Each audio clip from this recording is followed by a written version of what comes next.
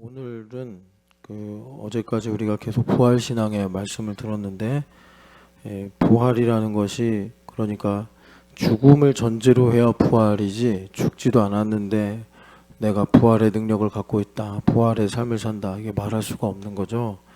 그래서 이 부활 신앙을 좀 더 우리가 깊이 있게 또 사실적으로 보기 위해서 오늘은 우리가 설교 중에 종종 제가 제로섬이다, 제로섬이다 하는 말, 그 부분을 좀 성경 말씀을 가지고 보려고 하고요. 그리고 이 제로섬이라는 거는 이제 구원의 계시를 통해서 보면은 하나님의 뜻과 또 하나님의 계획을 우리로 보게 하고요. 구원의 계시가 비춰지지 않아도 세상 사람들이 이제 인생을 살면서 그러니까 깨닫는 또 일반적인 이치이기도 합니다. 그래서 우리나라에도 공술의 공수거다 이런 말 있잖아요. 빈손으로 왔다 빈손으로 간다고.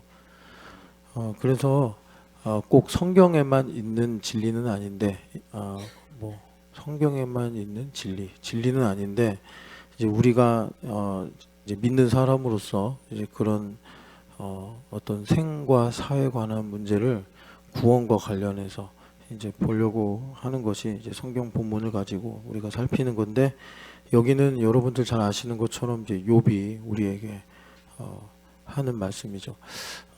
제가 이렇게 이제 그 목회를 하면서 이제 항상 이제 저 자신에 대해서 하나님께 여쭤보고 듣고, 그리고 또 그 일의 연장선으로 여러분들의 구원의 문제들 살펴보고 하면서 이 말이 여러분들에게 얼마나 이해가 될지 모르겠는데, 사람들 중에 구원받는 사람들 중에 자기가 받는 이 구원의 은혜라는 것이 무엇인지 모르고 구원을 받는 사람들이 참 많겠다, 이 생각을 합니다. 예.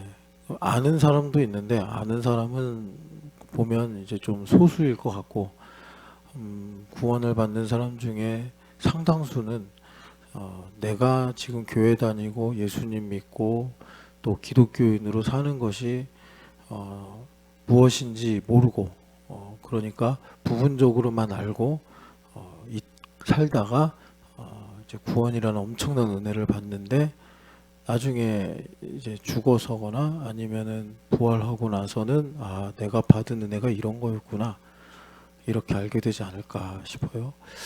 그러니까 보통은 이제 부모님이 먼저 세상을 떠나시죠. 부모님이 계실 때는 사실 그 일이 있기 전까지는 평생 봐왔으니까, 배워왔으니까 알고 또 이해한다고 생각하고 살죠. 그런데 돌아가시고 나면 몰랐구나, 이런 느낌이 오거든요. 내가 잘 모르고 살았구나. 그러면서 좀 안타까워하기도 하고 회개도 하고 그러는데, 구원이라는 느낌이 그렇습니다. 내가 뭐 모태신앙으로 태어났든 중간에 예수님 믿고 열심히 교회를 다녔든 내가 모르고 살았구나. 그런데 이렇게 참 받은 은혜가 무엇인지 모르는 나를 하나님 붙잡아 주셔서 여기까지 인도하셨구나. 이제 아마 그런 생각을 많이 할 거고, 좀 더 열심히 할 걸. 내가 좀 더 하나님을 구할 걸. 뭐 예를 들어서 내가 기도를 좀 더 하고 살 걸. 뭐 이런 것들. 뭐 아니면 이럴 수 있을 겁니다. 그런 걸 알고 나서 교회에서 이런 것 좀 봉사하고 좀 이렇게 좀 하라고 지도할 때 좀 할 걸. 내가 왜 그때 그걸 안 했을까? 뭐 이런 생각들. 그때 가면 이제 모르던 것들을 알게 되니까요. 이제 그렇게 생각하면은 참 구원이라는 것이 부당하다라는 느낌을 받을 수가 있어요. 아니, 알지도 못한 사람을 저 사람이 그냥 어떻게 보면은 자기 식대로 이렇게 신앙생활을 했는데 하나님께서 그 엄청난 구원의 은혜를 주신다니, 이건 좀 앞뒤가 안 맞는다, 이런 생각을 하실 수 있는데, 요번에 이제 재용 형제랑 라이슨 형제랑 세례를 받는데, 그 라이슨 형제가 이제 어제 그 공지를 보고 자기는 그 침례를 꼭 받고 싶다, 이렇게 얘기를 하더라고요. 그래서 근데 라이슨이 고집이 엄청 센 사람이에요. 근데 제가 외국인이라서 이제 그만큼 제가 그러니까 한국인을 대하는 것만큼 제가 가르치지는 못해요. 왜냐하면 뭐 언어의 장벽보다는 이 문화의 차이 때문에 그렇습니다. 그래서 제가 너무 심하게 강하게 말하면 나를 외국인이라고 해서 무시하나 보다, 차별하나 보다 이제 이런 불쾌함을 가질 수 있고, 그렇게 되면 이 구원과 은혜의 장애물이 되기 때문에 제가 그냥 좀 문턱을 낮춰서라도 하나님의 은혜를 받게 하려고 하는데 고집이 엄청 세요.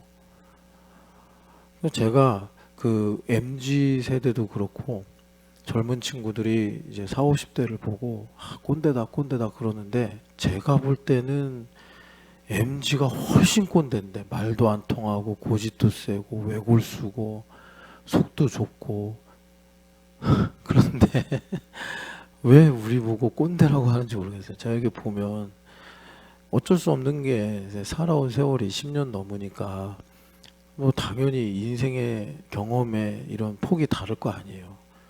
그런데도 그렇게 다 아는 것처럼 행동하고 이러는 거 보면, 그리고 또 그 MZ 세대에 대해서도 세대 차이가 있잖아요. 더 어린 MZ들도 있고 요즘에 또 뭐 알파 세대다 뭐 어쩌고저쩌고 막 계속 나오잖아요. 그리고 대하는 거 보면 우리보다 훨씬 꼰대인데 이렇게 보면 그래서 참 그래요. 그래서 라이슨 형제를 왜 기도했어요. 그래서 제가 그 이제 예배팀에다 부탁을 해서 그 욕조를 하나 만들었거든요. 큰 다라 있잖아요, 다라.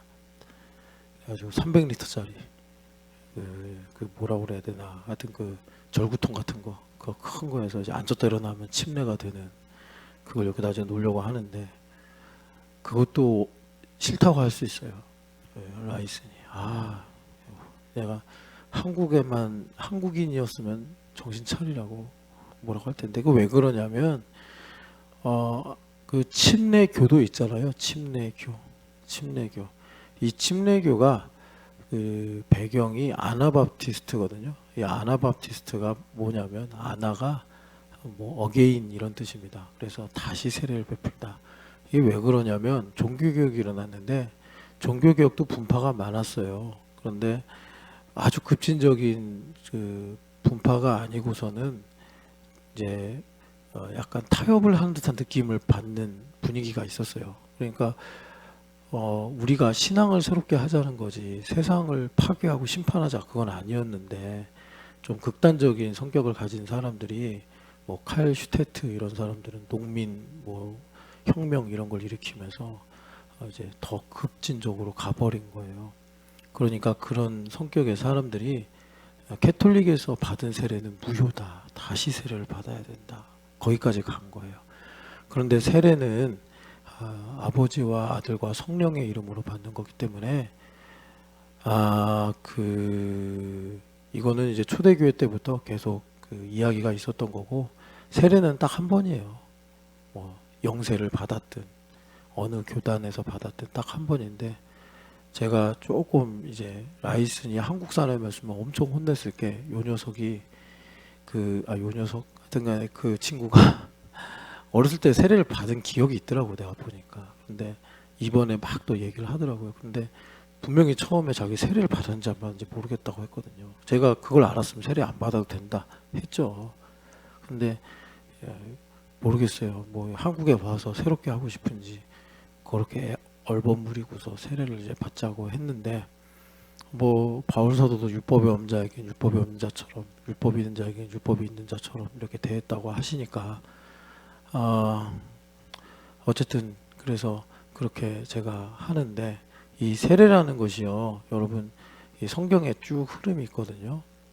흐름이 있어서 뭐 여기서 이제 세례에 관해서 다 언급할 수는 없고, 그 세례가 뭐냐면 본질이 예수님과 연합이에요.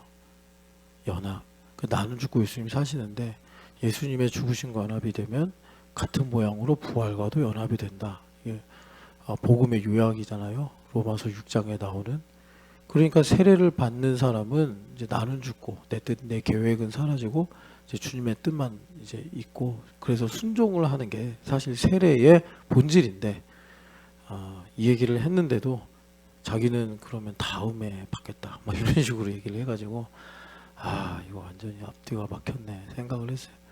그래서 새벽에 욕조 준비했는데 할래? 이게 저 문자 보냈는데, 싫다고 그러면 어쩔 수 없죠. 뭐 재웅 형제 혼자, 재웅 형제는 사실 그 스파클링으로 해도 문제가 없는데 괜히 그냥 그 누구죠? 라이슨 때문에 욕조에 들어가게 생겼어. 그래가지고 어쩔 수 없어요. 그래서 재웅 형제는 어떻게든 좋대요. 스파클링도 좋고 뭐 이렇게 이멀션 해가지고 이렇게 침수되는 것도 좋고 다 좋대요. 재웅 형제는. 참 하나님의 섭리가 있는 거겠죠. 그래서 제가 이렇게 이제 보면서 정말 제 친구 중에 여자친구 때문에 교회 다닌 애가 있었거든요. 부산 사나이인데, 대우야 나 교회 다닌다. 어떻게 너 내가 그렇게 교회 가자고 해도 안 가더니 어떻게 교회 다니냐? 그랬더니 여자친구가 교회 다녀 그러는 거예요. 그래 잘했다. 1년 뒤에 전화했더니 나 여자친구랑 헤어졌어 그런 거예요. 그러면 이제 교회도 안 다녀? 아니 교회는 예수님 만나서 다니고 있어. 더 좋은 여자애가 생겼는지 전 잘 모르겠는데 아주 옛날 일입니다. 10몇 년 전 일인데, 그런데 그 어떤 방식으로든 하나님께서 이제 그렇게 어리석은 미련한 방법일지라도 구원을 하시기 위해 사용하시는데, 우리가 이제 예수님을 계속 믿어야 되잖아요. 죽을 때까지. 그래서 여러분들이 하나님께서 내게 주시는 내가 도대체 뭐길래 하나님 자신이 이 땅에 내려오셔서 죄도 없으신 분이 대신 나를 위해 죽으시고 고난당하시고 그래서 나를 구원하셨다고 하는데, 도대체 여러분 이게 이해가 됩니까? 저는 아직도 이게 이해가 안 돼요. 왜 그러셨는가? 결국은 이제 사랑밖에 없는 건데, 그래서 여러분들이 이렇게 예수님을 알고 사셨으면 좋겠고, 이제 그런 과정 중에 우리에게 어떤 이 바탕이 되는 게 여기 말씀 그 욥이 고백하시는 이 제로섬에 관한 내용인데, 여기 보시면은 20절에 땅에 엎드려 예배하며 이렇게 말해요. 직역하면 그냥 바우다운 했다. 엎드려, 그러니까는 땅으로, 그러니까 이게 엎드리다는 게 이게 fall down 됐다라는 거거든요. 그러니까는 엎드려 그러면은 이게 뭔가 경배하는 의미가 있잖아요. 그러니까 주저앉았다 이렇게 하는 게 맞는 것 같아요. 땅에 주저앉아서 주저앉은 상황에서 하나님을 경배하듯이 절을 했다 이렇게 보는 게 맞아요. 그러니까 얼마나 절망적이면서 몸부림치는 것인지를 우리가 좀 입체적으로 볼 수가 있겠고, 그러니까 욥이 하나님께서도 인정하셨지만 당대의 완전한 자라, 뭐 노아가 그 의인이라고 했는데 욥은 그 흠이 없는 사람이라고 했잖아요. 그래서 칼빈은 이 욥이 예수님의 모형이다 이제 그렇게도 언급을 했는데, 그래서 이 욥이 그냥 일반적인 사람이었으면은 뭐 원망도 하고 또 슬퍼도 하고 그랬겠지만, 욥이 하나님 보실 때 전혀 문제가 없었단 말이에요. 이제 이 조건이 우리에게 율법과 은혜가 무엇인지를 아는 아주 중요한 가름이 돼요. 그러니까 욥이 완전했단 말이에요. 완전했는데, 아니 그런데 왜 정죄를 받지? 마귀가 와서 그런 얘기하는 거 아닙니까? 여기서 우리가 그러니까 뭐를 발견하는 거냐면, 죄라는 것은 내 힘으로 사는 것이 죄구나. 그러니까 내가 아무리 잘했어도 내가 살아있으면 다 죄예요. 내가 뭐 구제를 열심히 했든, 내가 은사를 많이 받았든, 내가 성경을 많이 알든, 내가 살아있으면 다 죄예요. 그게 전도를 했든 설교를 했든. 마태복음 7장에 나오는 거잖아요. 여러분, 예수님께서 불법을 행한 자들아 다 나에게서 떠나라. 아니 예수님께서 나병 환자를 만나도, 또 세리를 만나도, 귀신 들린 사람을 만나도 다 긍휼히 여기시고 고치시는 예수님이신데, 누구를 만나서 이렇게 뭐라 그럴까, 난 너를 본 적이 없다 이런 식으로 좀 외면하신 분이 아니란 말이에요. 심지어 배반한 베드로도 예수님께서 너가 나를 사랑하느냐라고 물으시는 그런 예수님이신데, 예수님께서 아예 눈빛도 안 주는 그 문제가 뭐냐 봤더니, 내가 살아서 내 힘으로 살려고 하는 거구나. 그래서 다시 한번 말씀드리지만 이 제로섬을 깨닫는 게 참 중요한데, 이거를 그 야곱 할아버지가 130살 가서 깨달았단 말이에요. 그러니까 여러분 이겁니다. 구원을 안 받았으면 그냥 흑암의 결대로 살면 뭐 여기서 이제 강건하면 80이라고 하잖아요. 어쨌든 70년, 80년 살면서 그냥 그럭저럭 그냥 뭐 인생은 새옹지 마 이러면서 살 수 있어요.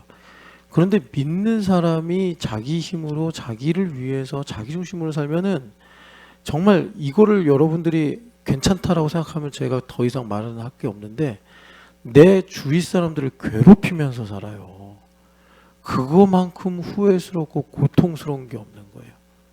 그거만큼 차라리 내가 나를 셀프로 이렇게 힘들게 하고 아프게 하는 건 뭐 내가 자초하고 내가 회초리 맞는 거니까 그거는 뭐 또 어떻게 보면 인생의 복이 될 수 있어요. 기회로 삼아 저렇게 내가 또 돌아볼 수 있는 이런 이제 모멘텀으로 삼고 그럴 수 있는데 그 성질껏 산다 그러면서 가까운 사람들 계속 괴롭히고 힘들게 하고 사랑한다고 그러면서 계속 숨막히게 하고 그거요. 여러분 우리는요 반드시 알아야 될 게 여기 이제 어머님들도 계시지만 다 우리 늙는다니까요. 늙는 걸 상상을 못 하시는데 저도 사실 그러긴 해요. 그런데 제가 그 20일씩 금식할 때 있잖아요. 그러니까 20일 정도 되니까 이게 지금 뭐 저도 러닝도 하고 등산도 열심히 하는데 힘이 있으니까 그런데 20일 금식하고 나니까 할아버지들 한 80 정도 되신 할아버지들이 지팡이 짚고 가시잖아요. 천천히 걸어가시잖아요. 이해가 되는 거예요. 아, 늙는다는 것을 지금 난 상상할 수가 없는데 이런 느낌이겠구나. 그러면 지나온 삶이나 살아가는 모든 것이 완전히 다르게 보이겠다. 내가 어떤 것은 이게 사실이야 라고 그냥 단단히 믿고 살던 그런 것들이 다리가 후들후들 거려가지고 이렇게 지팡이 짚고 다니면서 살 그런 관점이 되면 완전히 다르게 보이겠구나. 아, 그러니까 이런 거예요. 젊어서는 혈기가 있어가지고 난 용서 못해. 뭐 나는 반드시 이게 옳다고 생각해. 양보할 수 없어. 막 이러면서 막 이제 괴롭힐 거 아니에요. 너 때문에 못 살아. 너 때문에 힘들어 이러면서. 근데 이제 지팡이 짚고 다닐 나이가 딱 되면은 좀 다 잘해줄 걸. 고마운 사람이었네. 내가 그때 왜 좀 더 부드럽게 말을 못했을까.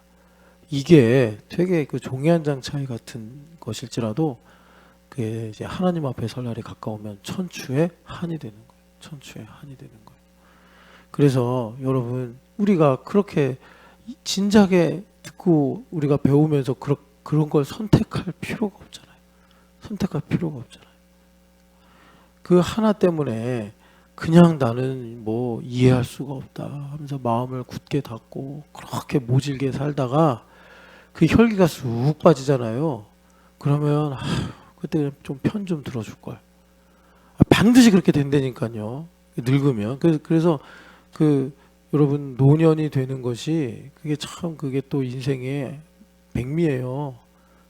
살아온 인생을 돌아보면서 여하튼간에 여러분 그 이런 것들을 좀 아시고 그러니까 우리가 구원받은 백성이니 그 하나님의 은혜 결을 따라 살자. 여러분들 혹시 마음에 정말 그 꽁 해가지고 그거 정말 그 1cm도 안 움직이려고 하는 1mm도 마음을 열지 않으려고 하는 곧다구 그 심정. 그거 뭐라고 그래야 돼. 그런 거 가지지 말아요. 본인도 해로운데 이제 자기 마음이니까 자기를 얼마나 해롭게 하는지는 전혀 모르고 살고 주위 사람들 힘들게 하고 산다니까요. 예수님 믿는 사람이 자기 중심으로 자기를 위해서 한 생각을 해봐요. 이 문제를 두고서 내가 이렇게 행동하면 누가 좋은가? 내가 좋은가? 내 아내가 좋은가? 내 남편이 좋은가? 내 자식들이 좋은가? 내 부모님이 좋으신가? 생각을 해보면 금방 알아요. 이거 자기중심성이네. 나도 차고 하는데 솔직히 알고 보면 나도 좋은 게 아니네. 아니 자기 가족을 힘들게 하고 가까운 사람들 힘들게 하면서 누가 헤헤헤 나 잘하고 있지. 누가 그래요. 누가. 그런 사람이 어디 있어요 세상에. 나중에 그거 다 여기 이제 제로섬이니까 나중에 다 돌려받는데 그거 다 돌려받는다니까요 그거. 근데 그거 피눈물 나요. 그러지 말아요. 그래서 여러분 오늘 그 제로섬을 우리가 아는 게 참 복된데 이 21절의 말씀이 탄식 같으면서도 실제로는 이게 예배더라. 예배더라. 그래서 여기 이제 보면 아주 짧은 구절이지만 요팔 아버지가 참 우리에게 이렇게 귀한 복음을 주시는데 여기 보면 먼저 마지막에 여호와 여호와 여호와 여호와가 3번 나오죠. 주시니도 여호와요 거두시니도 여호와시니 여호와의 이름이 찬송을 받을지니이다. 일단 그러면 제로섬이 도대체 뭡니까? 라고 우리가 듣기 전에 이 제로섬을 우리가 깨닫고 아는데 그러니까 장애물이 있어요. 그게 사실 욥기의 큰 주제이기도 한데 그 장애물이 뭐냐면 아까도 말씀드린 자기중심성이에요. 욥은요 실제로 하나도 잘못이 없었어요.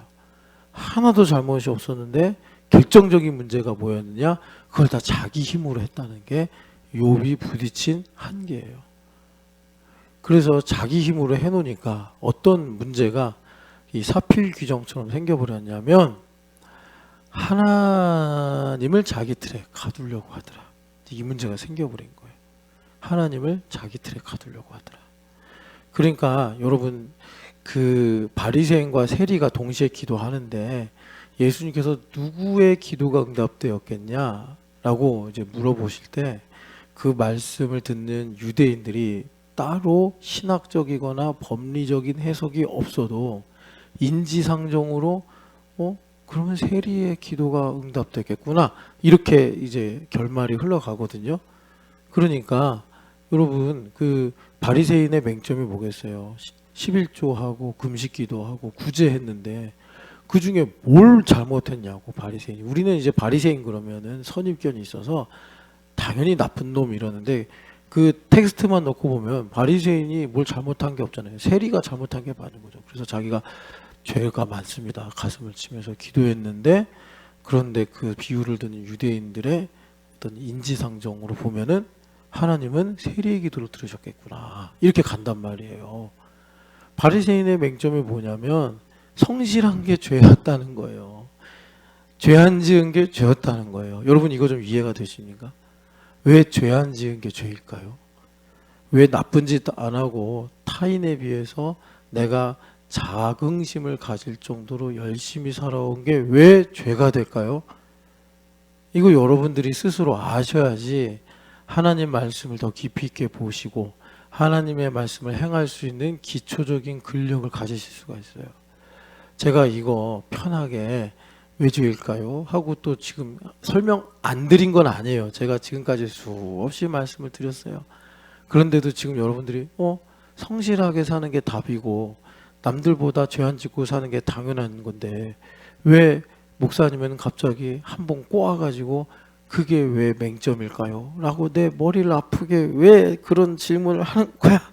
이러시면 근데 그거는 성경에서만 말하는 게 아니라 우리가 그 이제 구원의 은혜를 배제하고 인생이란 무엇일까? 이런 어떤 본질적인 질문을 하는 고전에도 이미 있는 얘기들이에요. 그런 게 고전에도. 그러니까 여러분 이거를 외면하고 살려고 그러면 진짜 이 뭐라 그럴까 자본주의의 세례를 철저히 받으셔서 정말 소비하는 휴머노이드로 사시는 거예요. 소비하는. 그러니까 여러분 우리가 그거는 진작에 넘어서야 돼요. 넘어서야 되고 여하튼 간에 욥기 자체가 이제 우리에게 그런 메시지를 주고 있다. 그래서 그 제로섬을 아는데 장애물이 뭐냐? 이 자기중심성이다. 자기중심성. 자기중심성. 지금 제가 쭉 이렇게 말씀드린 게 잘 이해가 안 되면 여러분도 그냥 이렇게 생각을 해봐요. 그러니까 좋은 환경에서 태어나서 잘 공부하고 그리고 또 뭐냐 그래서 이제 학교 잘 나오고 그래서 그냥 뭐 남들 부러워하는 그렇게 잘 살면 또 부러워하는 직장 가지 않겠습니까? 그래서 나름 행복한 삶을 살아요. 질병도 없고 걱정도 없고 그런 사람이 구원받기 쉽겠어요? 인생에 결핍과 아픔이 있는 사람이 구원받기 쉽겠어요? 이것도 여러분들이 저항감이 생기면 얼마 전에 남미 전문가가 대담하는 걸 제가 봤거든요. 흥미 있어서. 그런데 이 남미, 아르헨티나, 칠레, 브라질 거기는요 땅도 넓고 인구도 대한민국보다 훨씬 많고 자원도 어마어마하대요. 어마어마하대요. 그런데 왜 중진국에 머물러 있을까? 대한민국은 진작에 3만 5천 개인 소득이 올라가가지고 이렇게 선진국 G7 이런 거 하고 있는데 왜 아르헨티나, 브라질, 칠레 이런 나라들, 베네수엘라도 되게 못 살지만 거기에는 여러분 천연 자원이 어마어마하잖아요. 근데 왜 이렇게 못 살까? 남미에서 20년 가까이 살다 오신 분이 얘기를 하더라고요. 정확하게 말하더라고요. 대한민국과 남미 나라들의 차이는 결핍이다. 대한민국은 인구도 없고 자원도 없고 땅덩어리도 남미에 비하면 조그마해가지고 그 결핍이 대한민국을 오늘까지 만든 거고 자기가 남미에 살면서 비교를 해보니까 그렇더래요. 남미는 결핍이 없대요. 그러니까 그렇게 되더래요. 여러분 누가 구원을 받을까? 여러분 가만히 생각해 보시란 말이에요. 또 뭐가 있을까? 하여튼 이런 사례가 많아요. 여러분 구원의 진리를 배제하고서도 인생이란 무엇일까? 진지하게 생각해 보면은 우리가 멀지 않는 곳에서 답을 찾을 수가 있습니다. 그래서 다시 여기 돌아오면 장애물이 뭐냐? 이 자기중심성이란 말이에요. 이 자기중심성이 어떻게 되냐면 그러니까 기독교 안에서도 이렇게 이게 이제 맹점인데 그러니까 율법의 맹점이다 이렇게도 말할 수 있는데 이게 이제 사고뭉치 그 기독교인도 있고 또 참 엄친아 같은 기독교인도 있어요. 이렇게 보면 그런데 이 엄친아 같은 기독교인들이 나쁘다는 건 아니에요. 그런데 이제 우리가 알고 그 맹점을 잘 피해 가야 되는 거예요. 그래서 그 엄친아 같은 기독교인들의 맹점이 뭐냐면 하나님을 이렇게 자기의 목적과 계획을 위해서 쓰려고 하는 마음을 품을 수 있다. 그런 게 맹점이에요. 교회를 오래 다닌 사람일수록 그럴 수 있는 리스크가 크고요. 또 신앙생활을 열심히 하는 사람일수록 그럴 수 있는 리스크가 커요. 그러니까 여기 이제 여호와가 3번 나온다 그랬죠. 이 여호와라는 이름이 다른 교단에서 만든 성경을 보면 야훼로도 이제 번역이 되는데 이 이름의 기원이 뭐겠냐? 도대체 언제부터 여호와를 알고 사는 거냐라고 하면 그 출애굽기 3장에 모세 선생님이 그렇게 안 간다고 버팅기다가 결국은 하나님께서 진노하시니까 일단 요셉 할아버지가 40년 광야에서 살아온 이 구력이 있으니까 우리는 하나님께서 막 진노하셔도 안 가가지고 한 대 맞고 가고 이런 정도인데 이 노아가 아니라 모세 선생님은 그냥 이제 가야겠다. 이제 이것도 대단한 믿음이에요. 대단한 믿음이에요. 둘째 아들 같은 이제 상황이라고 할 수 있죠. 그래서 이제 그 모세 할아버지가 그 즈음에 대단히 하나님을 향한 큰 마음, 믿음, 열심, 사랑 이걸 품고 기도한 게 아니라 그냥 하나님께서 가라고 내가 입을 만든 하나님이 아니냐, 네 형 아론 있지 않냐, 하나님 이렇게 진노하시니까 그래 이거 안 가다가는 큰일 나겠다 해가지고 이제 가겠습니다는 하는데 그런데 이제 본인이 그래도 이게 마음에 동의가 안 돼서 진짜 소극적인 마음으로 기도한 거예요. 예전에 자기가 그 스데반 집사님의 설교를 들어보면 자기가 이제 그 하나님의 어떤 그 음성을 듣고 말하자면 깨달음을 얻고 내가 이제 40살에 이 민족을 구원해야겠다 해가지고 자원에서 그렇게 왕자로서의 지위와 특권을 다 내려놓으려고 했는데도 불구하고 왜 실패한 거죠? 애굽인들이 막 공격해서 그런 거 아니잖아요. 이스라엘 동족이 누가 너를 언제 우리 지도자로 세웠냐? 이렇게 정색을 해버리니까 그냥 이 모세 선생님 마음이 확 꺾여가지고 또 이제 자기가 지은 죄도 있으니까 도망가 버린 거예요. 그러니 40년이 지나도 그 얼굴, 그 마음, 그 목소리가 생생히 기억이 나니 내가 지금 이제 80이 먹어서 간다 한들 그때는 그래도 이제 뭐 이렇게 젊고 또 왕자로서 뭔가 이게 권세가 있고 이러니까 또 가능성이 있었을지 모르겠는데 이제는 미디안 목동의 할아버지의 옛날 같지도 않고 그런데 이제 가가지고 내가 너희들의 뭐 지도자다 이러면 그들이 인정이나 할까 비웃지나 할까 하니 하나님 누가 나를 보냈다고 해야 됩니까? 이렇게 물어보는 거예요. 그 질문을 그대로 옮긴 거죠. 그래서 하나님께서 나는 스스로 있는 자니라 이렇게 이제 말씀을 하신 거예요. 그래서 여호와라는 이름이 이제 성경에 이렇게 나오게 됐는데 그래서 여러분 그 우리가 자주 읽는 것처럼 여호와 나는 여호와다 여호와인 줄 알리라 이 성경 말씀 많이 있죠. 34장을 보시면 출애굽기 34장을 보시면 그 5절에 하나님께서 이제 모세의 기도를 들으시고 영광을 나타내시는데 여러분 우리가 이걸 잘 알고 하나님의 영광을 구해야 돼요. 34장 5절 출애굽기 34장 5절입니다.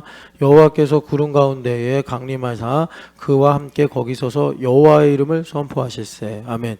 여기 구름이 바로 쉐키나 영광을 가리키는 거겠죠. 그래서 이제 하나님의 이름을 선포하는데 그런데 하나님의 이름이 선포된다는 건 뭐죠?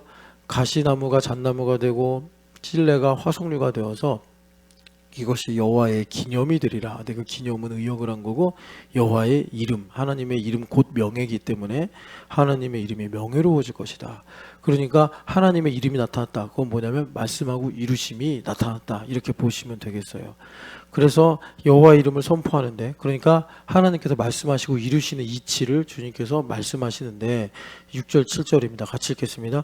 여호와께서 그의 앞으로 지나시며 선포하셔 시대 여호와라 여호와라 자비롭고 은혜롭고 노하기를 더디하시고 그 진자와 진실이 많은 하나님이라 인자를 천대까지 베풀며 악과 과실과 죄를 용서하리라. 그러나 벌을 면제하지는 아니하시고 여 하나님의 아버지의 악행을 자손 3, 4대까지 보응하리라. 아멘. 그러니까 하나님은 공의로우시다. 마지막은 뭐 가기에 흐르는 저주가 있다 이런 말씀이 아니라 하나님은 공의로우시다라는 말씀이고 그리고 이 앞에 자비롭고 은혜롭고 노하기를 더디하시며 인자와 진실이 많은 하나님이시다. 이 말씀은 무엇이냐면 그러니까 하나님은 자기가 하고 싶으신 대로 하신다. 이런 말씀입니다.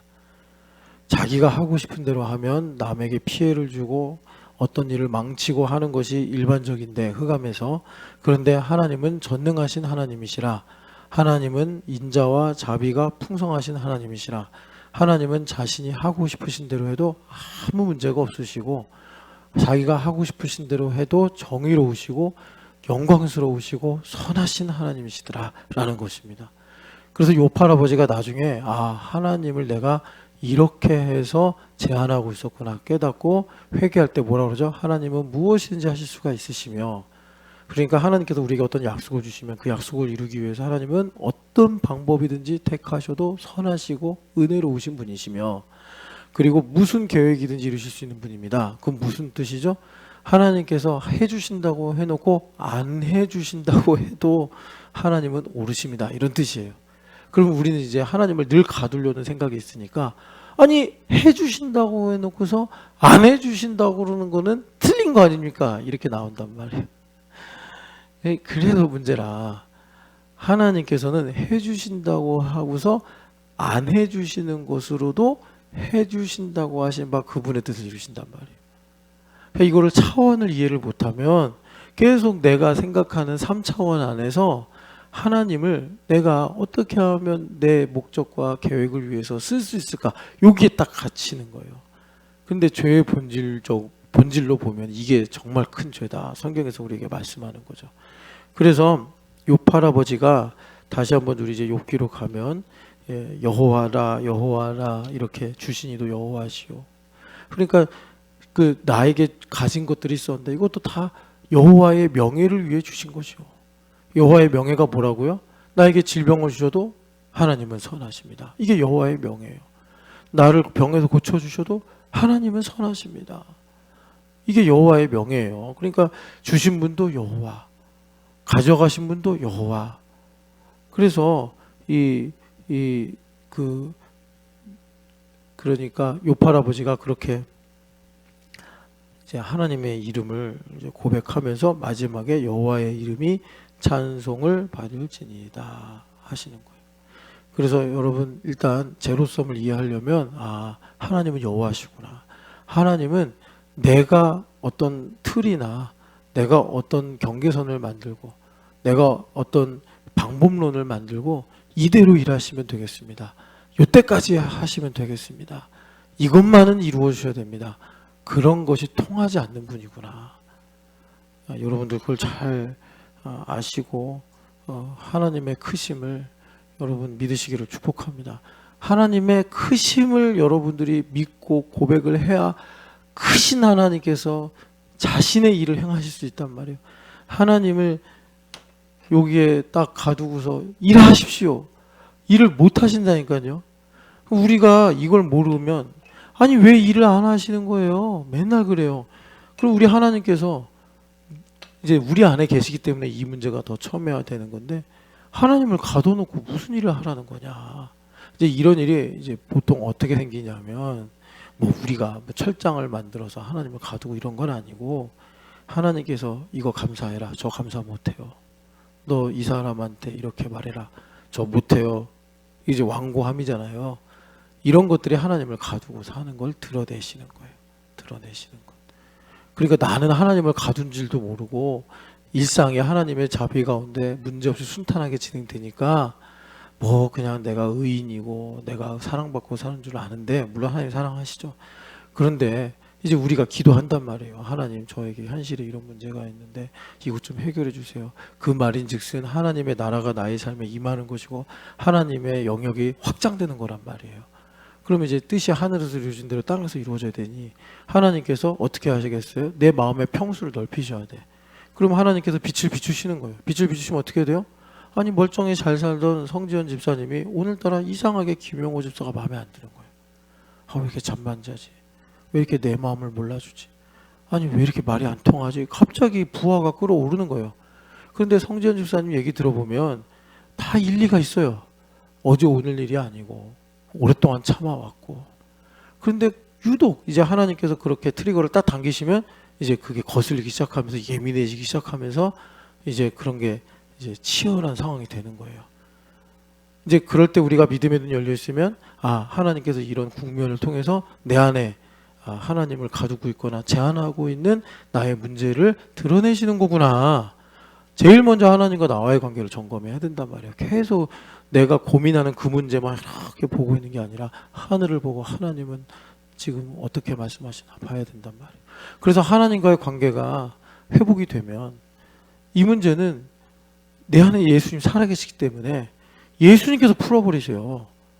그러면 뭐 이제 실제로는 어떻게 될지는 우리가 가는 어떻게 될지는 모르지만 뭐 이런 거예요. 용호 집사님이 갑자기 내가 이렇게 할게 뭐 이렇게 스스로 셀프 변화되든지 아니면 두 분이 어떤 기회를 통해서 새롭게 이야기를 하든지 제가 어떤 이 정보를 입수해서 이렇게 얘기하는 게 아니고 이 앞에 앉아서 얘기하는 거니까 혹시 여러분도 용호가 뭘 잘못했나 보다 이렇게 생각하시면 안 됩니다.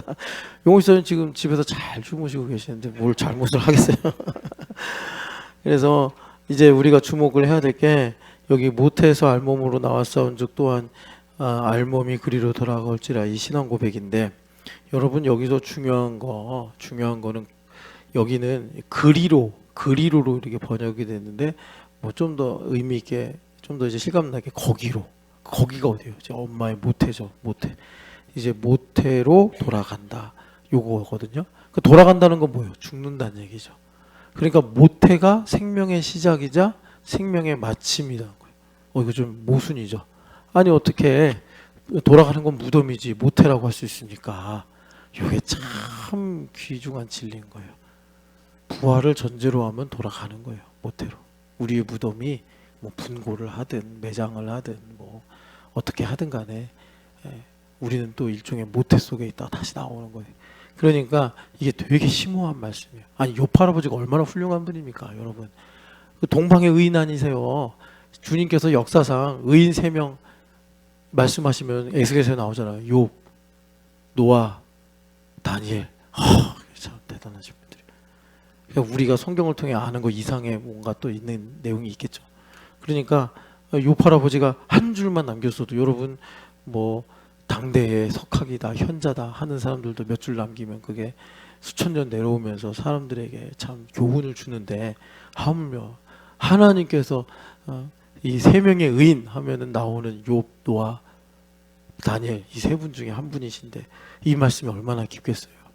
그런데 여러분 이 말씀이 사실은 그냥 욥 할아버지가 혼자서 한 말은 아니고 모세 선생님도 참 그 말씀 묵상하면서 시편을 쓰셨는데, 예수님 하나님께서 말씀하신 창세기 3장 19절 흙이니 흙으로 돌아가라, 이 말씀에 이제 근거해서 고백하신 건데요. 그러니까 무슨 말이냐면 알몸으로 와서 알몸으로 간다. 이건 뭐냐면 하나님을 떠나서 우리가 흑암에 갇혀 살게 됐는데 갇혀 사는 인생의 숙명이 그렇다는 거예요. 자기 힘으로 이제 살 수밖에 없으니까 애쓰고 땀 흘리고 수고한단 말이에요. 거기 창세기 나오잖아요. 너가 먹으려면 평생 얼굴에 땀을 흘려야지 먹을 수 있다. 애쓰고 수고한단 말이에요. 하나님을 떠나서 자식 사랑하려고 애쓰고, 또 이 땅에 있으니까 우리가 먹고 살아야 되니 일하려고 애쓰고, 또 뭐 주거의 문제도 있고, 하여튼 뭐 여러 가지 이슈들이 다 내가 해결해야 되잖아요. 흑암에서 애쓰고 수고한단 말이에요. 그런데 전도서 말씀대로 어때요? 헛되고 헛되다, 이런 말 하는 거예요. 거기 이제 헛된 여러 가지 일들이 있는데 그 중에 하나가 잊혀진다. 훌륭한 현인이 있었는데 죽으니까 잊혀지더라, 뭐 이런 헛됨도 있고, 또 여러분 그렇게 열심히 살아서 많이 소유했는데 다 남의 것이 되더라, 죽은 다음에. 그것도 헛되다, 이렇게 이제 얘기하죠. 그래서 지금 이제 그 여기 알몸으로 와서 알몸으로 돌아간다라는 말씀은 우리가 이제 여기서 깨달아야 돼요. 이게 제로섬의 백미인데, 그 무슨 말이냐면 우리가 내 힘으로 살면서 내가 원하는 것들을 내가 가지고 소유하고 하는 이런 모든 것들이 사실은 본질적으로 내 것이 아니다, nothing이다, 이거예요. 여러분 이거를 꼭 아셔야 돼요. 그래야 내 걸 가질 수 있다고. 제발 이런 말 들을 때 여러분들이 어려워 이렇게 생각하시면 안 돼요. 이거 어려운 거 아니에요. 이거 세상 사람들도 허밍웨이도 권총으로 자살하면서 남긴 그 사람이 발견한 거라니까. 그 노벨 그 받았잖아요. 그 뭐예요? 노인과 바다로 받은 거 아닙니까? 노인과 바다, 우리 담비도 읽는 책이에요. 어려운 거 아니라고. 저기 주캠 4층 방에 가면 노인과 바다 있어요. 어린이를 위한 세계 고전 시리즈에 노인과 바다가 있다고. 어려운 거 절대 아니에요, 여러분. 그리고 정말 우리가 이 땅에서 뭐 잘 살고 싶다, 잘 사는 사람들 누구예요? 열심히 살고 노력하고 율법에서 하이엔드 있는 사람 아니에요? 그런 사람들 다 알고 있는 거예요. 그러면 여러분 우리가 정말 좀 이렇게 좀 표현이 적당하게 생각이 안 나요. 얍삽하게 구원은 좀 제외하고 이 땅에서만이라도 잘 살기 원하더라도 그건 알아야 된다, 이 말이에요. 그건 알아야 된다고. 왜 김남도 씨가 쓰는 트렌드 시리즈가 계속 나오겠습니까? 10년 넘게. 왜 나오겠어요? 여러분 그게 왜 읽히겠어요, 사람들한테? 왜 기업이나 마케팅하는 사람들이 왜 그걸 주목하겠냐고. 아니 이런 건 알면서 왜 내가 알아야 된다고 그럴 때는 왜 이건 뭐 꼭 알아야 되냐, 왜 이렇게 우리 마음이 이 영적이라서 그런 거, 영적이라서. 그러니까 여러분 이걸 알아야 돼요. 예수님도 말씀하신 거잖아요. 땅에다 왜 보물을 쌓지 말라고 그래요. 이 땅에서 너 힘으로 네가 가지려고 하는 것은 네게 될 수가 없어. 여긴 흑암이야. 주님 말씀하셔. 여긴 흑암이야. 주님께서 흙이니까 너는 나무로 돌아가라 그러셨어요? 주님은 흙이니까 너는 다이아몬드가 되라 그러셨어요? 흙이니 흙으로 돌아가라. 이게 만물의 질서니라 주님 그러셨단 말이에요. 그래서 모 선생님이 40년 동안 광야라는 학교에서 졸업 논문으로 쓰신 게 뭐예요? 흙이니 흙으로 돌아가는 게 맞네. 이거 배우고 나오신 거예요. 그 배우셨다는 게 뭐예요? 힘이 쭉 빠지셨더라. 힘이 쭉 빠지니까 어떻게 됐어요? 가라. 안 가요. 가라. 저 말 못해요. 가라. 아유 저 말도 못하고 뭐 누가 입을 만들었냐, 네 형 아론이 있지 않냐, 3번 말씀하시니까 아이고 안 가면 안 되겠는데. 그래가지고 그게 광야학교 졸업하시고 그 이루신 일종의 업적이에요, 업적. 여러분 이 힘 빠진다는 게 무슨 얘기인지 아시겠죠?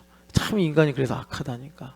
40년을 광야에서 지내가지고 흙이니 흙으로 돌아가는 게 맞구나. 우리 엄마가 요괴벳 엄마가 나 이유식 해주면서 나 이제 유모였으니까 이렇게 먹을 거 해주면서 얘야 우리 조상은 히브린이고 아브라함의 자손이고 우리 아브라함은 이러이러 해가지고 하나님 택하셨고 그 전에 노아의 홍수가 있었고 노아의 홍수는 왜 이러냐면 이렇게 했는데 아담 할아버지가 있었는데 이분이 그냥 선악과를 먹는 바람에 하나님께서 흙이니 흙으로 돌아가라 하셨느니라. 아니 그걸 얼마나 요괴벳이 귀에 박히게 얘기하셨겠어요. 엄마도 보고 싶고 형도 보고 싶고 민족도 보고 싶은데 미디안에 와가지고 십보라라는 대단한 여자를 만나서 맨날 그냥 구박만 받고 바가지만 긁히고 그러면서 광야에서 그냥 비바람 맞아가며 목동으로 자기 이름도 잊어버릴 즈음에 엄마의 목소리가 들리는 거예요. 아들아 흙이니 흙으로 돌아가는 거다. 광야에서 모래바람이 슉 일어나니까 아 엄마 말씀이 생각나네. 그렇구나. 내가 가지고 있던 모든 애굽의 재화와 권력과 그 모든 영광이 다 흙이었구나. 내가 그 흙을 뭐가 되는 줄 알고 생각했구나. 다 쓸모가 없었구나. 그럴 즈음에 주님께서 모세야 가자 그러는데 안 가요. 이러다가 나중에 가는 거예요. 이제 모세 선생님이 그걸. 그런데 우리 주님께서는 너무나 자비로우셔서 히브리서에서 뭐라 그래요? 모세가 애굽의 모든 보물과 그 권세보다 그리스도와 함께 고난당한 걸 택했다.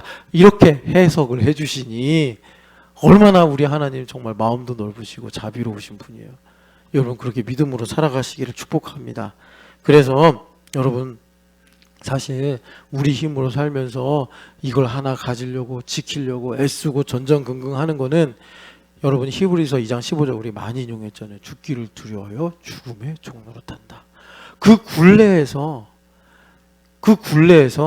우리는 흙이니 흙으로 돌아가는 그 질서 속에 있는데 우리는 그 굴레에서 가지려고 하는데 쉽게 말하면 남 좋은 일만 하고 산다는 거예요. 남 좋은 일 그 남이 누구예요? 마귀 새끼예요. 마귀 새끼. 제가 참 성격이 고약해서 남의 말 잘 안 듣는데 어제 저희 어머니가 문자 보내셨어요. 좀 말이 거칠다. 그래서 제가 한마디 어머니한테 상관 마시오. 저 옛날에 진짜 제가 그런 사람이었거든요. 신경 끄시오. 이제 이런 나쁜 놈인데 제가 이제 숨을 죽이고 답장은 안 했어요. 제가 답장은 안 하고 그냥 말았는데 그래도 성령 하나님께서 하시는 말씀이겠구나 해가지고 회개했어요. 한 3일 전에 임지영 남편이 이렇게 세례를 받아야 되는데 자빠져 잔다. 이거 회개하고 그 다음에 이제 뭐 여차저차 다 회개하고서 근데 마귀는 아무래도 안 되겠어. 새끼라고 불러야 돼. 아주 나쁜 놈이야. 생각하면 갈수록 아주 치가 떨려. 여하튼 간에 그래서 여러분 그 마귀한테 갖다 바치는 거라니까요. 내가 소유하려고 그러는 거. 우리는 어떻게 하겠어요? 하늘의 보화를 쌓아야 된다고. 그게 무슨 말이에요? 하나님의 것이 내 것이라고. 여러분 꼭 기억하세요. 혹시 여러분들이 아까 욥이 회개하시던 장면에서 무엇인지 이루실 수 있으면 이건 여러분들 좀 그래 하나님은 전능하시니까 내 방식대로 안 하시고 B안 C안 D안 하나님은 뭐 방법이 수천 가지시지 하나님 얼마든지 주님의 뜻을 주님의 방법으로 약속을 이루소서. 이건 여러분들 좀 이제 수용이 될 수 있을지 모르겠는데 주님께서 해주시겠다 했는데 안 해주셔. 그게 대표적으로 뭐 야곱의 인생에도 있고 아브라함의 인생에도 있지 않습니까? 근데 그걸 넘어가야 된다고. 내 독자 이삭을 바쳐라. 아멘. 아니 주신다면서요. 이게 아니라 아멘 하고 가야 된단 말이에요. 그게 하나님 경외하는 거라고 하셨다고. 이게 수용이 안 되시면 여러분 이렇게 생각하시면 돼요. 하나님은 돌 달라고 아니야 떡 달라고 할 때 돌을 주시는 분이 아니란 말이에요. 아빠 나 생선구이 먹고 싶어. 자 뱀이다. 이러신 분이 아니라고 예수님 말씀하셨어요. 좋은 것으로 아버지 저 생선 먹고 싶어요. 그러면 제일 좋은 생선으로. 아버지 저 떡 먹고 싶어요. 그럼 제일 좋은 떡으로 주시는 분이란 말이에요. 아버지는. 근데 이 차원이 다르니까. 그래서 C.S. 루이스 목사님 선생님이 뭐라고 그러셨어요? 재미있게 소꿉놀이를 하는데 우리 하나님 아버지는 뭐라고 그러세요? 야 몰디브 가자 이러신 분이라니까. 근데 나 여기 소꿉놀이로 몰디브 놀이하고 있는데 아빠는 왜 나 몰디브 놀이 방해하냐고 우리가 그러고 있다니까요. 그게 욥 할아버지가 2절에서 회개하신 내용이에요. 그래서 여러분 오늘 이제 여기까지만 말씀을 전해야겠는데 꼭 기억하세요. 우리가 내 힘으로 살면서 내가 가지려고 하는 거 내 거야 라고 주장하고 싶은 거 그거 가졌다 해도 성경 말씀에 또 세상에서도 그래요. 안개를 잡는 것과 같다. 안개를 잡는 것 같다. 안개가 잡히든가요? 안 잡히잖아요. 그래서 우리 주님께서 마귀의 세력을 멸하시고 어떻게 하신대요? 죽기를 두려워하여 한평생 종노릇하면서 내꺼 하는 사람들을 해방시키셔서 하나님의 나라를 침노하게 하심으로 정말 우리가 소유가 있는 하나님의 상속자가 되게 하시더라라는 것입니다. 여러분, 그래서 우리가 이 제로섬을 깨닫는 게 정말 하나님께서 우리를 지으신 바 우리를 자녀로 지으시고 하나님의 나라를 상속을 주길 원하신다는 거 아니겠습니까? 그 길을 걷기 위해선 여러분, 우리가 이 요팔아버지가 말씀하시는 알몸으로 와서 알몸으로 갑니다. 이 땅에는 내 것이 없습니다. 그동안 내가 행복을 가지려고 했고 성공을 가지려고 했고 아니면 정말 내가 요만큼만 있으면 되겠다 해가지고 나의 어떤 이 뭐라 그럴까요? 내 거라고 이름 붙일 수 있는 그 무엇을 내가 소유해 보려고 했는데 하나님, 이 땅엔 내 것이 없습니다. 그럼 이 땅에서 목사님 나는 아무것도 갖지 말고 살아야 돼요? 아니요. 하늘의 것을 가지면 되는 거예요. 찬송에도 있잖아요. 하늘의 것을 구하게 하소서.